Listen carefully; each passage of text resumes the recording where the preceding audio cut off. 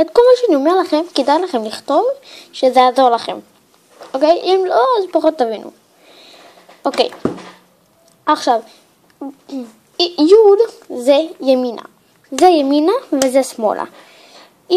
יוד זה ימינה עם כיוון השעון. זה ימינה נגד כיוון השעון וזה עם כיוון השעון.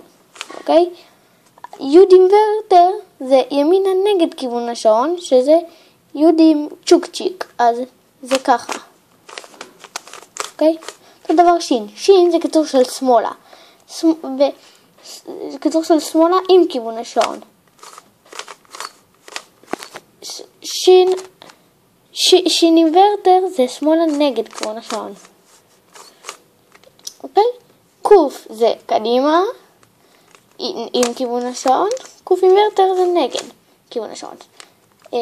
א' זה אחורה, שזה עם כיוון השעון, וא' אינוורטר זה נגד כיוון השעון. עין זה קיצור של עליון עם כיוון השעון, ועין אינוורטר זה נגד כיוון השעון. למד זה קיצור של למטה עם כיוון השעון, ולמד אינוורטר זה נגד כיוון השעון. אוקיי? שזה למטה הפוך. אוקיי?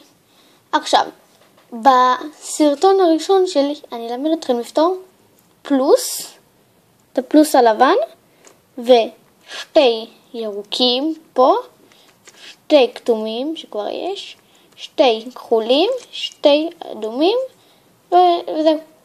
ובסרטון השני שלי אני אלמד אתכם כבר לפתור את הצבע הלבן, וכאן פס כחול ונקודה כחולה, פס אדום ונקודה אדומה, פס כחול, ירוק ונקודה כחולה, פס כתום ונקודה כתומה, אוקיי?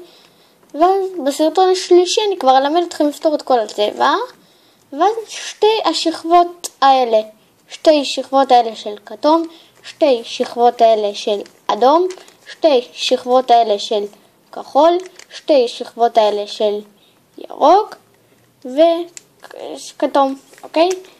ובסרטון הרביעי שלי אני אלמד אתכם כבר לפתור את כל הצבע הצהוב כאן למעלה, ובחמישי כבר את כל הקובייה. תוך 5 סרטונים אתם תדעו לפתור את כל הקובייה. אם אתם רוצים להיכנס לסרטונים שלי ואתם מתלבטים אם זה זה או זה, אז אני אומר את השם שלי בכל סרטון, ואם אני אומר את השם שלי תדעו